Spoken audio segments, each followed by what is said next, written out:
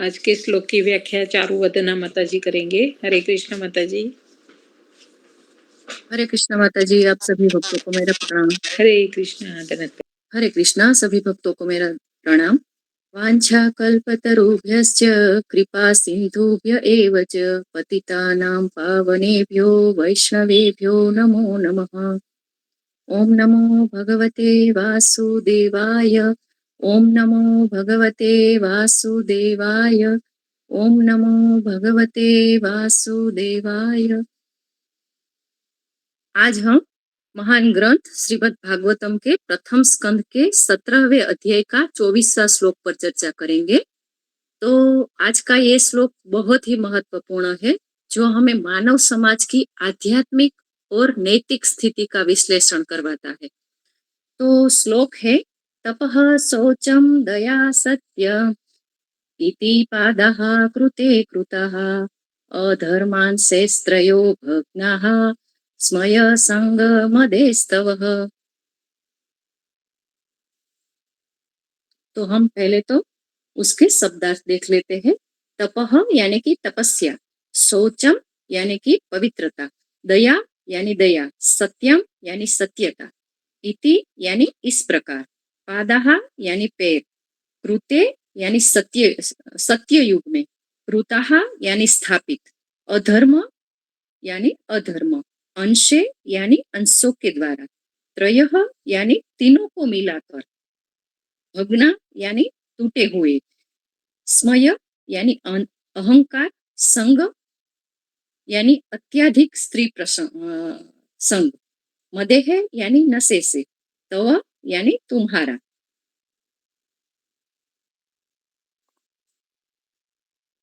अनुवाद बाय श्रील प्रभुपाद की जय।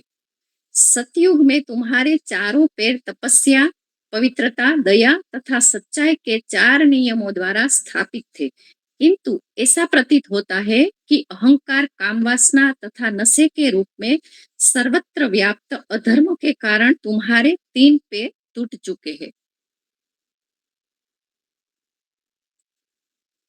तात्पर्य बाय श्रील प्रभुपाद की जय।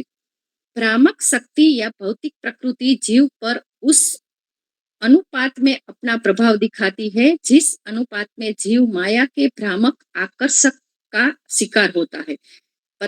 पतंगे प्रकाश की चमक से आकृष्ट होते हैं और इस तरह वे अग्नि के शिकार हो जाते हैं। इसी प्रकार ठगिनी शक्ति माया सदैव बद्ध जीवों को मोहित करके उन्हें मोह की अग्नि में झोंकती रहती है। वैदिक शास्त्र बद्ध जीवों को आगाह करता है कि वे इस भ्रम के शिकार न बने, अपितु इससे छुटकारा प्राप्त करें। वेद हमें आगाह करता है कि हम अज्ञान के अंधकार में न जाकर प्रकाश के पथ पर अग्रसर हो। भगवान स्वयं भी हमें आगाह करते हैं कि माया की ठगिनी शक्ति को जीतना अत्यंत ही दुष्कर है, किंतु पूरी तरह जो भगवान की शरण में चला जाता है वह सरलता से इसे जीत सकता है। लेकिन भगवान के चरण कमलों के आश्रय में जाना आसान नहीं है। ऐसी शरण तो तपस्या, पवित्रता, दया तथा सत्य से युक्त पुरुषों को ही मिल सकती है। उन्नत सभ्यता के ये चारों नियम सतयुग के उल्लेखनीय लक्षण थे। उस युग में प्रत्येक मनुष्य एक तरह से उच्च कोटि का योग्य ब्राह्मण होता था और आश्रमों में सभी परमहंस अर्थात उच्च कोटि के सन्यासी होते थे। सांस्कृतिक आधार के कारण मनुष्य को माया ठगती नहीं थी। ऐसे प्रबल चारित्रवान व्यक्ति अपने को माया के पास से दूर रखने में सक्षम थे। लेकिन धीरे धीरे ज्यों ज्यों ब्राह्मण संस्कृति के मूल सिद्धांतों तपस्या, पवित्रता, दया तथा सत्य में अहंकार, काम वासना तथा नशे में अनुपातिक वृद्धि के कारण कटौती होती गई, त्यों त्यों मोक्ष का मार्ग या तो दिव्य आनंद का मार्ग मानव समाज से दूर और दूर होता चला गया। कलयुग की अवधि बढ़ते रहने से लोग अत्यंत ही अहंकारी हो रहे थे और वे स्त्रियां तथा नशे के प्रति आसक्त हो रहे हैं। कलयुग के प्रभाव से कंगाल को भी अपनी कौड़ी का अभिमान है। स्त्रियां पुरुष के मन को हरने के लिए एक से एक आकर्षक वस्त्र पहनती है और पुरुष को शराब पीने, धूम्रपान करने, चाय पीने तथा तंबाकू चबाने की लत पड़ गई है। ये सारी आदतें या सभ्यता की तथाकथित प्रगति ही और अधर्म की जड़ है और इसलिए व्याभिचार, घूस तथा भाई भतीजावाद व्याप्त है। मनुष्य इन बुराइयों को कानूनों तथा पुलिस द्वारा नहीं रोक सकता, लेकिन वह मन के रोग को सही दवा करके ठीक कर सकता है। यह दवा है ब्राह्मण संस्कृति अर्थात तप, पवित्रता, दया तथा सत्य के नियमों का पक्षधर बनना। आधुनिक सभ्यता तथा आर्थिक विकास से गरीबी तथा अभाव की नई स्थिति उत्पन्न हो रही है, जिससे उपभोक्ता वस्तुओं की कालाबाजारी की ओर जा रही है। यदि समाज में नेता तथा धन संपन्न व्यक्ति अपनी संचित संपत्ति का आधा भाग इन पदभ्रष्ट लोगों पर खर्च करे और इन्हें ईश्वर चेतना अर्थात भगवान का ज्ञान प्रदान करे, तो निश्चित ही कलयुग इन बद्ध जीवों को अपने जाल में फंसाने में असफल होगा। हमें यह निरंतर स्मरण रखना चाहिए कि मिथ्या अहंकार अपने जीवन मूल्यों के उच्च अनुमान, स्त्रियों के प्रति अत्यधिक आसक्ति या उसकी संगति तथा नशे से मानवीय सभ्यता शांति के मार्ग से विपत हो जाएगी। चाहे लोग विश्व शांति के लिए कितना ही हल्ला गुल्ला क्यों न करे, भगवान के सिद्धांतों का उपदेश सारे मनुष्यों को स्वतः संयमी, भीतर बाहर से स्वच्छ, दुखियों के प्रति दयालु तथा दैनिक आचरण में सच्चा बनाएगा। मानव समाज की बुराइयां जो आज के समय में स्पष्ट रूप से देखने में आती है, उन्हें ठीक करने का यही सही उपाय है। तो प्रभुपाद जी ने इसके परपट में बहुत ही अच्छे से हमें बहुत कुछ कह दिया है, तो उसको हम थोड़ा बहुत आगे समझने की कोशिश करेंगे। तो पूर्व भूमिका में हम देखेंगे कि धर्म रूपी बेल और धर्म पुरुष महाराज परीक्षित का जो पिछले कई श्लोकों से संवाद चल रहा था, वो संवाद अगले 22 श्लोक में समाप्त हो गया है और 23 श्लोक में जो दोनों के बीच का संवाद हुआ था, उसका पूर्णतः निष्कर्ष बताया गया है। और हम जानते हैं कि जब महाराज परीक्षित ने धर्म रूपी बेल को कली के द्वारा पीटते हुए देखा और उनके 3 पैर टूट चुके हैं, वह केवल एक पैर खड़ा है और कांप रहा है, तो यहाँ ये बेल कोई साधारण नहीं था, वह साक्षात धर्म का प्रतीक था। तो इस श्लोक में महाराज परीक्षित बेल से क्या कहते हैं, वो हम एक एक शब्द को समझने की कोशिश करेंगे। कि सतयुग में धर्म के 4 मजबूत पैर थे, तपस्या, पवित्रता, दया और सत्यता। लेकिन जैसे जैसे कलयुग आया और उसके प्रभाव से अधर्म का अस्तित्व बढ़ गया और अधर्म ने जोर पकड़ लिया और उनके 3 पैर यानी कि तपस्या, पवित्रता और दया पूर्णतः टूट चुके थे। और कैसे कलयुग में अहंकार यानी कि स्मय शब्द आया है श्लोक में, संग यानी कि स्त्री आसक्ति और मद यानी कि नशे ने इन 3 स्तंभों को तोड़ दिया। तो यह कोई सामान्य प्रश्न नहीं है, बल्कि मानव सभ्यता के पतन का कारण जानने का एक प्रश्न यहाँ पे बताया गया है। तो यदि हम इस श्लोक को तात्पर्य के अनुसार बिल्कुल शॉर्ट में समझे, तो जुआ, अवैध संबंध और मांसाहार जैसी बुरी आदतों ने हमारे मिथ्या अहंकार को उत्पन्न करती है और धर्म के 3 पैर तपस्या, पवित्रता और दया को नष्ट कर देती है। और वर्तमान समय में कली के प्रभाव के कारण समाज केवल सत्य पर टिका रहता है और इसी आखिरी स्तंभ को भी नशे एवं जो धोखेबाजी जैसी प्रवृत्ति है, उससे खतरा हो गया है। तो जिसका केवल एक ही समाधान हमें मिल सकता है कि धर्म के सिद्धांतों को अपनाकर उसका पूर्णतः हमें पालन करना चाहिए। तो दूसरा पॉइंट में हम श्लोक के हर एक शब्द का विश्लेषण शॉर्ट में देखेंगे। तो यहाँ शब्द आया है तप। तप माने तपस्या। तो शास्त्रों में तप का अर्थ है कि स्वैच्छिक कष्ट को सहन करना या तो इंद्रियों को अपने वश में कर लेना।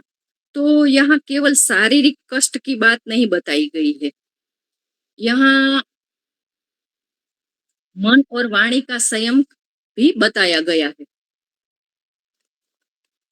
मन और वाणी का भी संयम यहाँ पे बताया गया है। और भगवत गीता के 17वें अध्याय का 14 से 16 वो 3 श्लोक है, वो तपस्या का वर्णन पूर्ण रूप से करता है, जिसमें शारीरिक तप में आता है कि एक तो भगवान गुरु या तो माता पिता के आदर एवं हमें पूजन करना चाहिए, यानी कि भगवान हो, गुरु हो, अपने से बड़ा जो भी ज्ञानी हो, और माता पिता का हमें पूर्णतः आदर करना चाहिए। दूसरा है शरीर, शरीर को बाहर और भीतर से हमें साफ रखना चाहिए। और तीसरा है जीवन में सरलता अपनानी चाहिए, कोई दिखावा या पाखंड नहीं करना चाहिए। और चौथा है ब्रह्मचर्य व्रत का पूर्णतः हमें पालन करना चाहिए। और पांचवा है मन वचन और कर्म से किसी भी जीव को हमें कष्ट नहीं पहुंचाना चाहिए। और अगली है वाणी की तपस्या। तो वाणी यानी कि हमारे वचनों की क्या तपस्या होती है, तो अगर वाणी की तपस्या में देखें तो हमें हमेशा ऐसा सत्य बोलना चाहिए कि जिससे सुनने वाले को वो सत्य प्रिय लगे और उसके लिए हितकारी भी हो साथ में, ऐसा हमें सत्य बोलना चाहिए। दूसरा है कि हमेशा प्रजल्पा से हमें बचना चाहिए, यानी कि जो ग्राम्य लोक लोगों की बातें होती है वो उससे हमें बचना चाहिए। और तीसरा है कि हमें ऐसे वचन कभी नहीं बोलने चाहिए कि जिससे अपने जीवन में और दूसरों के जीवन में अशांति पैदा हो।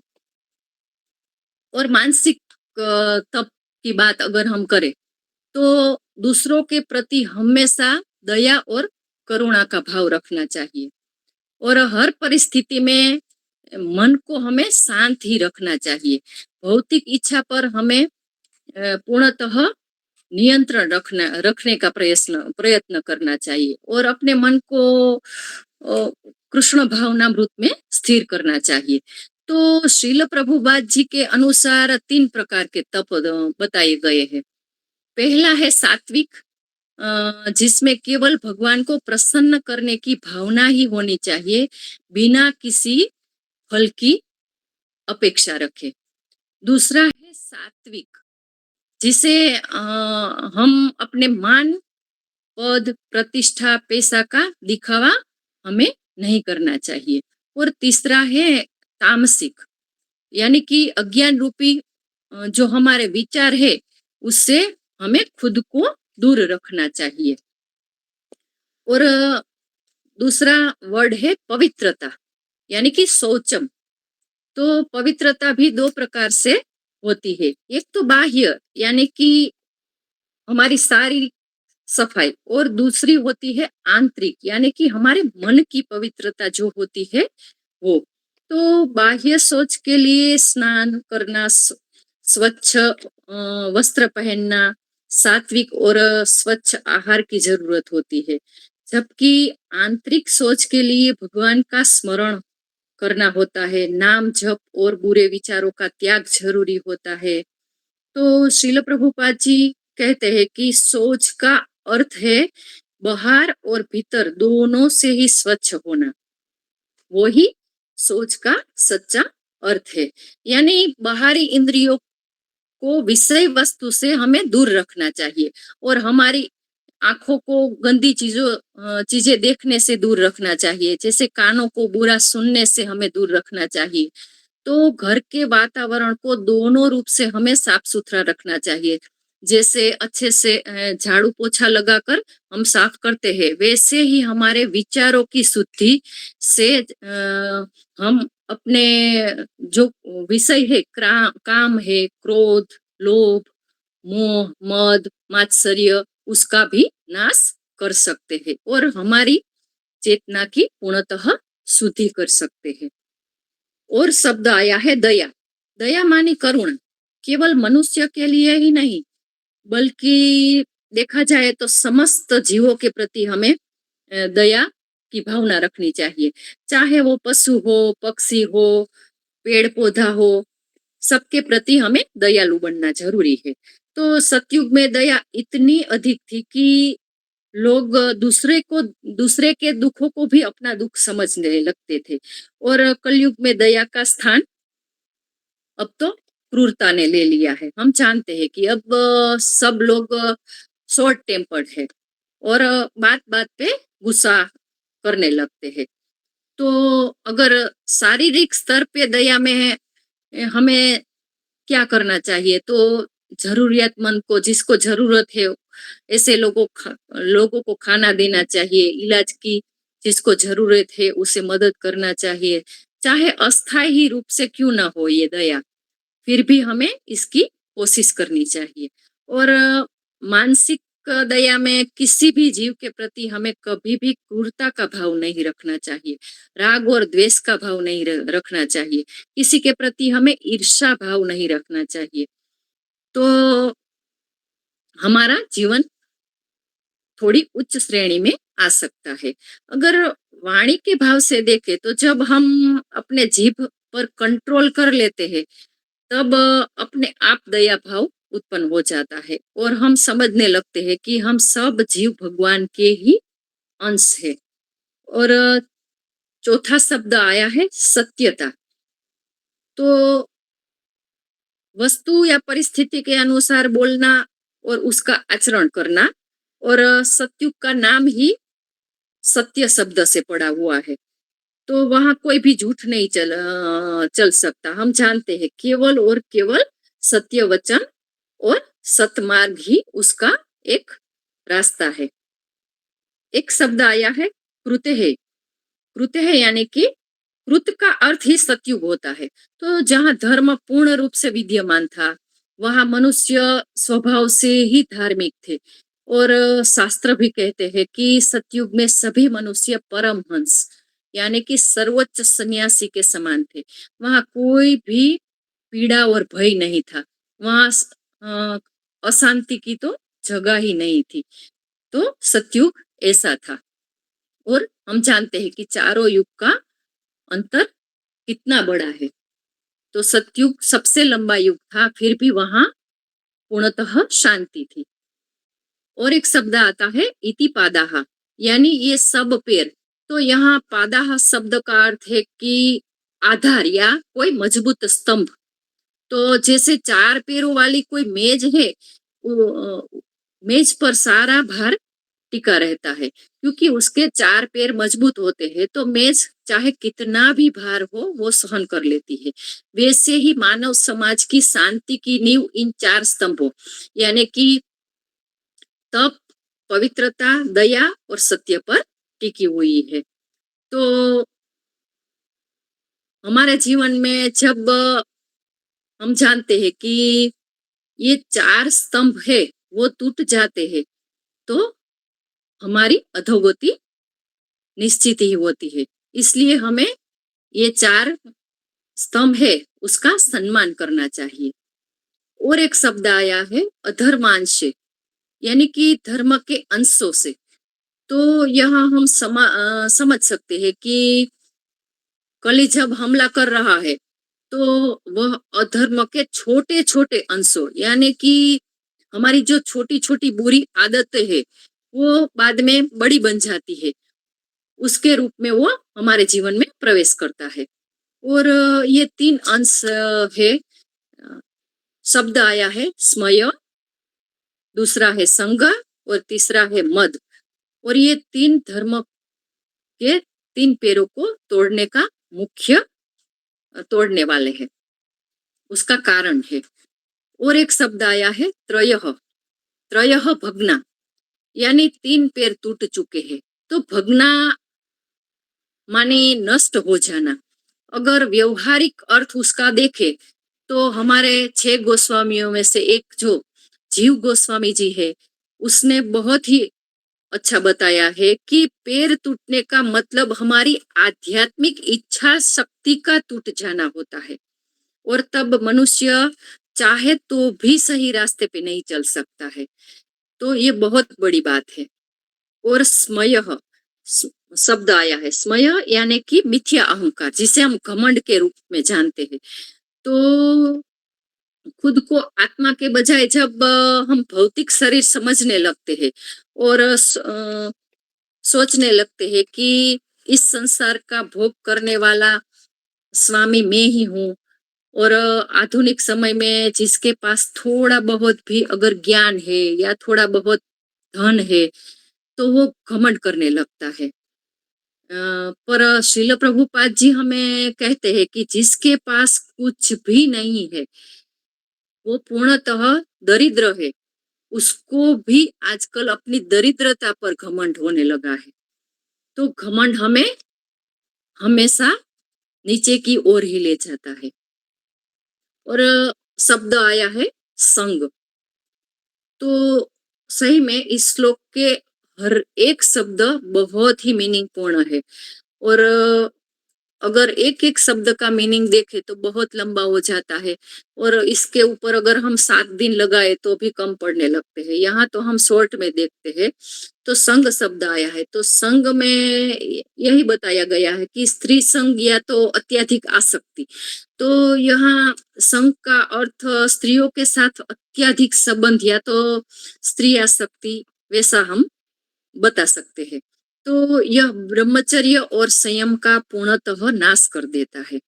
और श्रील प्रभुपाद जी इस श्लोक में स्पष्ट कहते हैं कि स्त्रियां सदा अत्यधिक आकर्षक पोशाक में रहती है जिससे पुरुषों के मन को वश में कर सके। तो यह स्त्रियों के प्रति दोष नहीं बल्कि यह कलयुग की प्रवृत्ति है जो संबंधों को पूर्णतः विकृत बना देती है और हमारी पवित्रता को नष्ट कर देती है। और शब्द आया है मदेह यानी कि नशा, ऐसी चीजें जिसमें हमारी बुद्धि पूर्णतः भ्रमित हो जाती है, जैसे कि मदिरा है, धूम्रपान है, चाय है, तंबाकू है, ये सभी नशे की श्रेणी में आते हैं और बुद्धि को नष्ट कर देते हैं और व्यक्ति अधर्म की ओर प्रवृत्त हो जाता है, क्योंकि ये तामसिक पदार्थ होते हैं जिससे बोल सकते हैं कि हमारी क्रूरता बढ़ जाती है और हमारे में जो दया भाव है वो पूर्णतः नष्ट हो जाता है। और श्रीमद् भागवतम कैंटो 1 चैप्टर 17 और वर्ष 38 आगे ही आने वाला है। उसमें परीक्षित महाराज ने खुद बताया है कि कलयुग के जो 4 स्थानों का वर्णन है उसमें ही बताया है कि जुआ है, मदिरा पान है, वेश्यावृत्ति और पशु बलि, उसके बारे में बखूबी उन्होंने बताया कि उसका क्या होने वाला है। तो हमारे लिए सही में ये 4 स्तंभ है वो बहुत ही महत्वपूर्ण है। अगर हम आगे देखें तो शब्द आया है अहंकार। तो हम जानते हैं कि अहंकार के 2 प्रकार होते हैं। एक तो वास्तविक अहंकार जिसे हम रियल ईगो कहते हैं, जो हमें कृष्ण का दास बनाने की ओर ले जाता है। तो ये वास्तविक अहंकार में जब हम अपने आप को पूर्ण तरह जीरो कर देते हैं, यानी कि शून्य की अवस्था में देखते हैं, तो हमारी चेतना खत्म नहीं करता है वो, बल्कि वो अपने आप को यानी कि हमको हमारी चेतना को शुद्ध कर देता है। वह अपनी वास्तविक आध्यात्मिक पहचान को जानता है कि मैं शरीर नहीं हूँ, मैं आत्मा हूँ, मैं भगवान का दास हूँ, मैं भगवान का सनातन सेवक हूँ। और चैतन्य चरितमृत में भी कहा गया है ना कि जीवेर स्वरूप हय कृष्णेर नित्य दास, अर्थात जीव का वास्तविक स्वरूप यही है कि वो भगवान श्री कृष्ण का शाश्वत सेवक है। इसलिए तो उसे हम आत्मा को सच्चिदानंद कहते हैं। तो ये हमें घमंडी नहीं बल्कि विनम्र बनाता है, हमें सहनशील बनाता है। और अहंकार के बिना हमारा जो मैं हूँ का जो अस्तित्व भाव है वो ही खत्म हो जाता है। तो जो हमारी आत्मा होने का जो एक प्रमाण है वो इसलिए ही है कि हम में अहंकार नहीं होना चाहिए। अ, कैसा अहंकार नहीं होना चाहिए? वास्तविक अहंकार होना चाहिए लेकिन मिथ्या अहंकार नहीं होना चाहिए। तो इस तरह अहंकार को पूर्ण रूप से हम कभी भी खत्म नहीं कर सकते। लेकिन अगर वैदिक दर्शन के सिद्धांत के अनुसार देखें तो जब तक हमारे भीतर चेतना है तब तक अहंकार रहेगा ही, उसे पूर्ण तरह हम मिटा नहीं सकते हैं। पर यहाँ ये फिर एक प्रश्न यहाँ उठ जाता है कि यदि हम अपने आप से भी पूछ सकते हैं कि यदि अहंकार को पूर्ण तरह से मिटाया नहीं जा सकता तो आध्यात्मिक लोग उसे मिटाने की बात क्यों करते हैं? बार बार आध्यात्मिक लोग होते हैं वो बोलते हैं कि अहंकार को हमें मिटाना चाहिए। तो उसका उत्तर यही है कि हमारा शास्त्र भी यही बताता है कि अहंकार को मिटाने का मतलब हमारे वास्तविक अहंकार को मिटाना नहीं होता है बल्कि हमारे मिथ्या अहंकार को मिटाना होता है। तो हमें अहंकार विहीन नहीं बनना है बल्कि अपनी पहचान को मिटाना नहीं है बल्कि अपनी पहचान को श्री भगवान के चरणों में समर्पित करके हमें शुद्ध करना है जिससे हम तनाव मुक्त हो सके, डर से मुक्त हो सके और हम बोल सकते हैं कि परमानंद की स्थिति को प्राप्त कर सकते हैं। और दूसरा अहंकार है जिसे हम फॉल्स ईगो या तो मिथ्या अहंकार कह सकते हैं। तो यहाँ प्रश्न यही उठता है कि ये मिथ्या अहंकार क्यों है? तो उसका उत्तर यही है कि जब हम अपने आप को आत्मा की बजाय भौतिक शरीर समझने लगते हैं तब हम में मैं और मेरा ऐसी भावना जागृत हो जाती है और हम कहने लगते हैं कि ये धन मेरा है, ये शरीर मेरा है, ये कुल मेरा है, मेरे में इतना ज्ञान है जिसका हमें घमंड होने लगता है। तो ये मिथ्या अहंकार है। तो ये मिथ्या अगला क्वेश्चन यही उठता है कि ये मिथ्या अहंकार हम में क्यों आता है?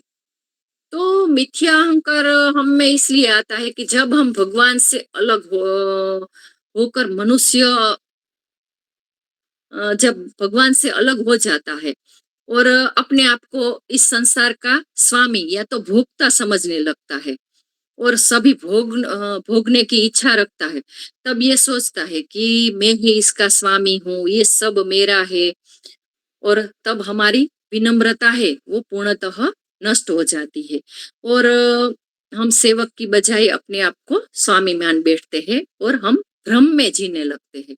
ये भ्रम ही तो है ना, मिथ्या अहंकार एक भ्रम ही है और हम अपनी सही में पहचान खो बैठते हैं। तो यहाँ श्रील प्रभुपाद जी ने उसके जीवन का एक बहुत ही सुंदर प्रसंग बताया है कि उसका एक अमेरिकी शिष्य था जो अपने आप को शुद्ध भक्त घोषित उन्होंने कर दिया था कि मैं प्रभुपाद जी में शुद्ध भक्त हो गया हूँ। तो श्रील प्रभुपाद जी से उसने कहा कि मैं अब तो शुद्ध भक्त हो गया हूँ क्योंकि मुझे अपनी शिक्षा और शास्त्रों से सब ज्ञान प्राप्त हो चुका है। तब श्रील प्रभुपाद जी ने उनकी आंखों में जो मिथ्या अहंकार था वो देख लिया था। तब उन्होंने कुछ भी नहीं किया, सिर्फ एक ही प्रश्न पूछा, अच्छा क्या तुम शुद्ध भक्त बन गए हो? तो मुझे यह बताओ, क्या तुम्हें अभी भी वॉशरूम जाने की इच्छा नहीं होती है? तो ये सुनकर वो शिष्य बहुत ही आश्चर्यचकित हो गया, अचंभ में पड़ गया। तब प्रभुपाद जी मुस्कुराते हुए बोले, जब तक तुम इस भौतिक शरीर की जरूरियातों के नियमों में बंधे हुए हो तब तक घमंड किस बात का कर रहे हो? तो वास्तविक भक्त वो होता है जो सत्य को भगवान का सबसे स्वयं को भगवान का सबसे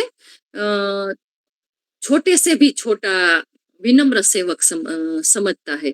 तो यहाँ हमें यही सीख मिलती है कि आध्यात्मिक प्रगति का कोई सर्टिफिकेट नहीं मिलता है, लेकिन हम कितने भी ज्ञानी हो, बल्कि हम कितने भी विनम्र हो, उससे हमारा पता चलता है कि अब हम पूर्णतः शुद्ध हो गए हैं।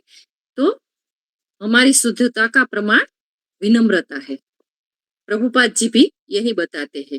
और अगर हम प्रभुपाद जी की दृष्टि से देखें और समझे, तो प्रभुपाद जी ने अहंकार, 3 प्रकार के अहंकार बताए हैं, जो हमें इस संसार में प्रभावित कर देते हैं। तो एक अहंकार है तामसिक अहंकार। मैं जो कर रहा हूँ वो ही सही है, ऐसा जो अज्ञान का भाव होता है वो तामसिक अहंकार की श्रेणी में आता है, जो बोल सकते हैं कि हमारे जीवन में क्रोध और आलस्य लाता है। दूसरा अहंकार है राजसिक अहंकार। राजसिक अहंकार में सबसे वो हम यही समझने लगते हैं कि मैं सबसे शक्तिशाली हूँ, जिसे हमारे जीवन में ज्यादा लालच और ईर्ष्या आ जाती है, और ईर्ष्या की वजह से हम दूसरों के प्रति कभी प्रेम भाव नहीं दिखा सकते। और तीसरा अहंकार है सात्विक अहंकार। तो मैं बहुत ज्ञानी हूँ, या तो मैं परोपकारी भावना रखता हूँ, मैं ही समाज में कुछ कर सकता हूँ, मेरे द्वारा ही समाज में कुछ सुधार हो सकता है। ये सब घमंड से हमें ये बोल सकते हैं कि ये घमंड से हम दूसरों से बेहतर होने की हमारे में एक भावना आ जाती है। तो भक्ति का अर्थ प्रभुपाद जी यहाँ सही में हमें समझाते हैं कि भक्ति का अर्थ इन तीनों से ऊपर उठकर हमें शुद्ध सत्व में आना होता है, जहाँ केवल और केवल कृष्ण केंद्रित होते हैं, और हम में मैं कृष्ण का दास हूँ ऐसी भावना आ जाती है। तो हमें उस अहंकार की भावना में रहना चाहिए, ना कि दूसरे जो मिथ्या अहंकार है उस भावना में। अगर हम शास्त्रों की दृष्टि से देखें, तो शास्त्रों का अकाट्य प्रमाण यहाँ दिखाया गया है कि श्रीमद् भागवतम कैंटो 11 चैप्टर 17 और वर्स 10 में बताया गया है कि मैं भगवान श्री कृष्ण स्वयं उद्धव जी से ये वर्ष में भगवान है श्री कृष्ण, वो स्वयं उद्धव जी से कह रहे हैं कि जैसे जैसे कलयुग बदलेंगे, यानी कि जैसे जैसे युग बदलेंगे, सॉरी यहाँ मैं कलयुग बोल गई, लेकिन जैसे जैसे हर एक युग बदलता जाएगा, वैसे वैसे अधर्म के प्रभाव से जो धर्म का अंश है, यानी कि धर्म का जो पैर है, वो एक एक करके वो कटते जाएंगे और समाज में पूर्णतः अशांति फैल जाएगी। और मनुस्मृति चैप्टर 1 श्लोक 81 और 82 में महाराज मनु स्वयं स्पष्ट लिखते हैं कि सतयुग में धर्म के 4 पैर से पूर्ण था, यानी कि सतयुग धर्म के 4 पैरों से पूर्ण था, लेकिन कलयुग आते आते चोरी का नृत माया भी, या अर्थात चोरी, असत्य और माया के कारण धर्म के पैर कटते गए। मुंडक उपनिषद 3.1.6 में भी कहा है कि सत्यमेव जयते नानृतम, अर्थात अंततः सत्य की ही विजय होती है, झूठ की नहीं। इसलिए इस युग में भी सत्य का दामन हमें सदैव थामे रखना चाहिए, क्योंकि वो ही एक सुरक्षित मार्ग है। और अगर हम अपने महान आचार्यों और ऋषियों का क्या विचार है उस पर देखें, तो हमारे पूर्व आचार्यों ने बहुत ही सुंदर और गहरी बात यहाँ बताई गई है। और गौड़ीय संप्रदाय के महान आचार्य श्रील विश्वनाथ चक्रवर्ती ठाकुर समझाते हैं कि बेल को धर्म का प्रतीक इसलिए चुना गया है क्योंकि बेल है वो बिना कुछ भी मांगे पूरी मानव सभ्यता को अनाज उगाने में मदद करता है। जब कली ने बेल के पेड़ को तोड़ा तो यह केवल एक बोल सकते हैं कि पशु पर प्रहार नहीं था या पशु पर क्रूरता नहीं थी, बल्कि वो पूरी मानव चेतना पर कली का प्रहार था, जिससे मनुष्य अपनी मूल आध्यात्मिक जो प्रकृति है उसको भूल जाता है और भौतिक प्रगति के नाम पर वो सिर्फ और सिर्फ अहंकार से भर जाता है और अपना आत्मसंयम यानी कि जो उनकी तपस्या है उनको पूर्णतः खो देता है। और सुखदेव गोस्वामी जी भी बताते हैं कि श्रीमद् भागवतम के जो स्वयं वक्ता है वो कहते हैं कि लावण्यम केश धारणम 12.2.6 में स्वयं सुखदेव जी बताते हैं कि कलयुग में लोग केवल और केवल सुंदर बाल रखने वाले को ही सुंदरता मानेंगे और पेट भरना जीवन का एकमात्र उद्देश्य रह जाएगा। यानी कि कली इतना चतुर है कि वह सत्य को पाखंड में बदल देने में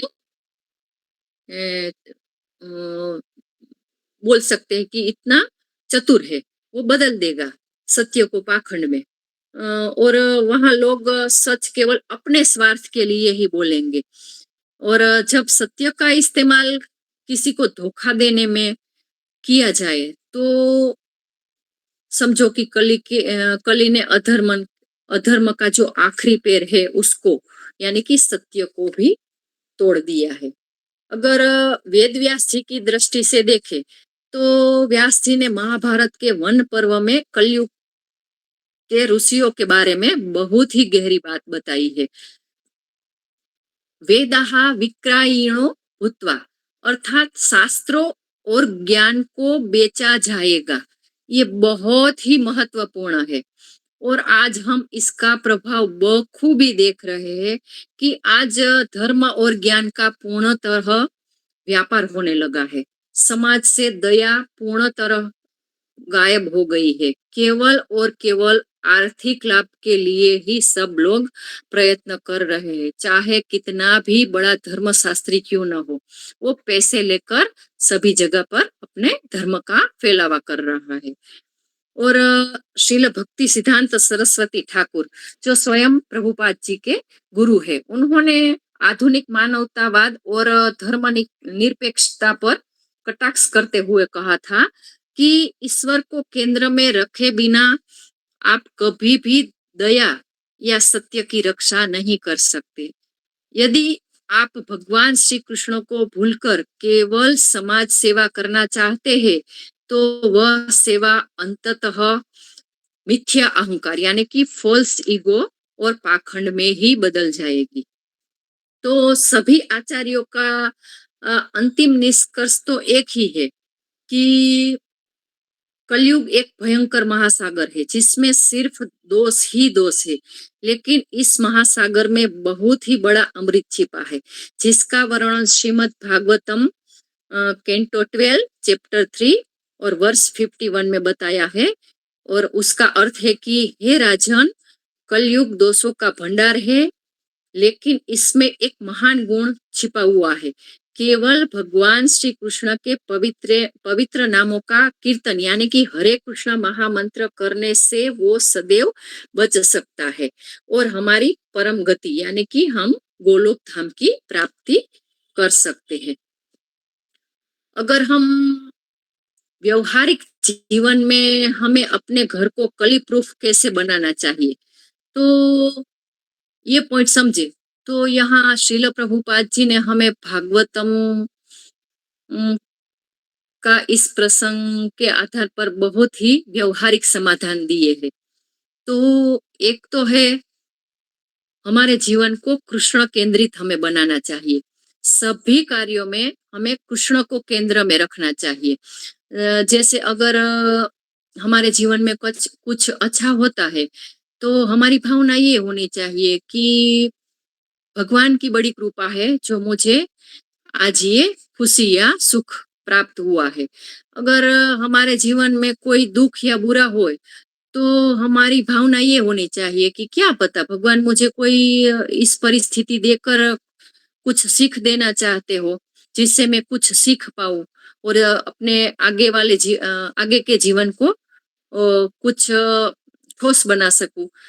तो जिससे हमारी चेतना ऐसी ही होनी चाहिए और हमारी चेतना को मालिक भाव से हमें बचाना चाहिए और हमारी भावना यदि कृष्ण भावनामृत की होगी, कृष्ण केंद्रित होगी, तो हम मालिक भाव से सदैव बच के रहेंगे और हम सदैव सेवक के भाव में रहेंगे, ताकि हमारे अंदर जो भी अहंकार है वो पूर्णतः नष्ट हो जाएगा।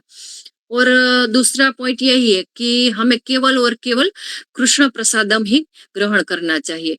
जब भी हमारे घर में कोई भी भोजन बनता है, तो उसमें तुलसी पत्र डालकर हमें भगवान को प्रेम से भोग लगाकर केवल उसी प्रसादम को ही पाना चाहिए। और भगवत गीता का तीसरे अध्याय में 13वां श्लोक में भी यही कहा गया है कि बिना भोग लगा हुआ खाने वाला जो व्यक्ति होता है वो केवल और केवल पाप ही खाता है। तो जब परिवार का हर सदस्य प्रसादम ग्रहण करता है, तो उनकी चेतना शुद्ध हो जाती है। तीसरा पॉइंट है कि हमें 4 नियामक नियमों का पालन करना चाहिए।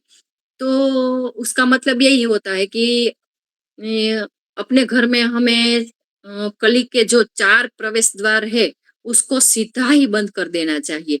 यानी कि मांसाहार नहीं, नशा नहीं, अवैध संबंध नहीं और जुआ नहीं, जिससे कली का प्रवेश स्वतः ही बंद हो जाएगा, जिससे हमारे जीवन में कभी भी अनैतिक विचार नहीं आएंगे और हम माया की जाल से सदा मुक्त रह पाएंगे। और आगे बताया है कि हमें शास्त्रों का नियमित अध्ययन करना चाहिए। तो प्रतिदिन हमें श्रीमद् भागवतम है, श्रीमद् भगवत गीता है, उसका अध्ययन करना चाहिए। कम से कम एक श्लोक उसके तात्पर्य के साथ हमें जरूर पढ़ना चाहिए, जिससे हम कली के प्रभाव से बच सके। और 5वां है, हमें दैनिक हरिनाम संकीर्तन करना चाहिए। यानी कि रोज सुबह शाम या तो दिन के एक वक्त जरूर हमें परिवार के सदस्यों के साथ मिलकर हरे कृष्ण महामंत्र का कीर्तन करना चाहिए। और कली संतरण उपनिषद में उसका स्पष्ट प्रमाण दिया गया है कि इति षोडशकम नाम नाम कली कल्मष नाशनम, यानी यह मंत्र ही कलयुग के समस्त दोषों को नष्ट करने वाला एकमात्र प्रमाणिक उपाय और मंत्र है। और हमें 16 माला का नियमित जाप करना चाहिए। और 6 पॉइंट है लास्ट, चैतन्य महाप्रभु जी ने अपने शिक्षाष्टकम में पहले ही श्लोक में कहा है कि चेतो दर्पणमार्जनम भवमहादावाग्निर्वापणम श्रेयः कैरवचन्द्रिका वितरणम विद्यावधू जीवनम आनन्दाम्बुधिवर्धनम प्रतिपदं पूर्णामृता स्वादनं सर्वात्मस्नपनं परं विजयते श्रीकृष्ण संकीर्तनम। यानी कि हमारा मन शीशे की तरफ होता है। कली के प्रभाव, यानी कि जो कली का प्रभाव किसमें होता है, नशा है, मांसाहार है, जुआ है, उसके कारण इस शीशे पर धूल जम गई होती है। और जब हम इस शीशे पर धूल होती है, तो हमें अपना जो असली चेहरा है, यानी कि जो हमारी आत्मा है, उसको हम नहीं पहचान सकते, हमें नहीं दिखाई देती है। और अपने आप को शरीर समझने की बजाय हम सॉरी अपने आप को आत्मा समझने की बजाय हम अपने आप को शरीर समझने लगते हैं। और हरे कृष्ण महामंत्र वो शक्तिशाली बोल सकते हैं कि डिटर्जेंट है, जिससे हमारी सारी की सारी धूल साफ हो जाती है और हम अपनी वास्तविक पहचान में आ जाते हैं। तो यहाँ बहुत ही अच्छे से बताया गया है कि हमें कैसे अपने आप को सुरक्षित रखना चाहिए। अगर हम इस श्लोक का निष्कर्ष देखें, तो अगर पूरे श्लोक का निचोड़ निकाले, तो आज समाज की जो दुर्दशा है उसका कारण धर्म के जो 4 स्तंभ है उसका टूटना है। हमारी सभ्यता इन 4 स्तंभों पर ही टिकी हुई है। यदि ये टूट जाए तो सभ्यता नष्ट ही हो जाएगी। तो आज समाज में जो हम देख रहे हैं कि डिप्रेशन है, अशांति है, कलह है, युद्ध जैसी परिस्थितियां बन रही है, तो उसका एकमात्र कारण वही है कि जो तपस्या है, दया है, पवित्रता है, सत्यता है, उनका टूट जाना। तो इस श्लोक का एक एक शब्द हमें सचेत कर रहा है कि यदि इस कलयुग में अपने अस्तित्व, परिवार और अपनी चेतना की रक्षा हमें करनी है, तो धर्म के इन 4 स्तंभ को पुनः मजबूत करना ही होगा। हमें अपने अहंकार को त्याग कर विनम्र बनना होगा, जैसे चैतन्य महाप्रभु जी अपने शिक्षाष्टकम के 3 श्लोक में बताते हैं कि तृणादपि सुनीचेन तरोरपि सहिष्णुना अमानेन मानदेन कीर्तनीय सदा हरि। ये और भगवान जो श्री कृष्ण है, उनके पवित्र नाम और उनका आश्रय लेना होगा, जिससे हमारे जीवन में शुद्धता आ जाए और हम शुद्ध हो जाए। तो हमें यही संकल्प लेना चाहिए कि एक तो रोज हमें प्रातः काल 4 बजे उठकर 16 माला का नियमित जाप करना चाहिए और कोई भी शास्त्र का पठन करना चाहिए, जो हमारी एक तपस्या होगी। दूसरा है, हमें अपने शरीर और मन दोनों को पवित्र रखना होगा और 4 नियमों का पालन करना होगा, जिससे हमारी पवित्रता बढ़ेगी। तीसरा है, हम जब हम प्रसाद ग्रहण करेंगे और प्रसाद का वितरण करेंगे, तो दूसरों की सेवा करेंगे, जिससे हमारे अंदर दया की भावना आ जाएगी।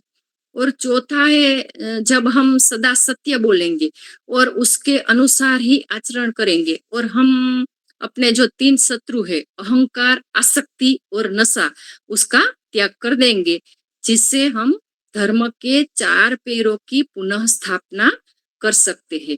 तभी हम कलयुग के प्रभाव से पूर्णतः बच सकते हैं।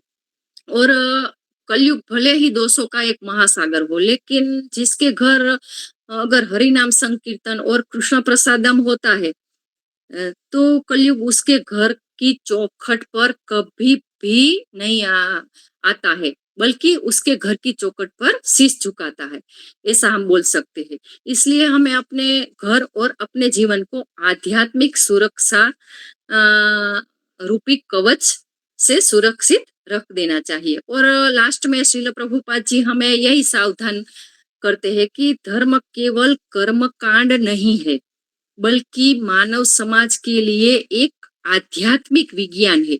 वे हमें कली के इन धोखों से सावधान करवाता है और भक्ति के जो 4 स्तंभ है, यानी कि जो कर्म है, 4 पाप होते हैं, उसका त्याग करने पर हमें भार देता है, जिससे हमारे समाज का कभी भी पतन नहीं होगा, जिससे हम कली के निवास स्थान, यानी कि जो जुआ है, नशा है, अवैध संग है, मांसाहार है और सोना है, उसका अत्यधिक यानी कि लगाव जो होता है सोने में हमारा, उससे और उसके छल कपट से सदैव बच सकते हैं और हमारी चेतना को पूर्णतः इनसे मुक्त कर सकते हैं।